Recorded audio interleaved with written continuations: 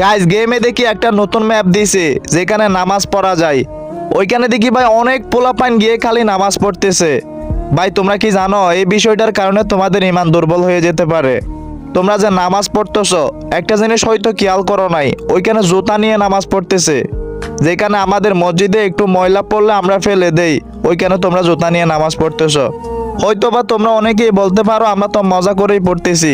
ভাই নামাজ নিয়ে কোনো রকম মজা করতে নেই। গাইস আমার মনে হয় অনেকেই সেহেরিকে ওইখানে নামাজ পড়তে ঢুকে। ভাই গেমে নামাজ পড়ে তো কোনো লাভ নাই। নামাজ যদি পড়তে হয় তোমাদের মসজিদে গিয়ে নামাজ পড়ো।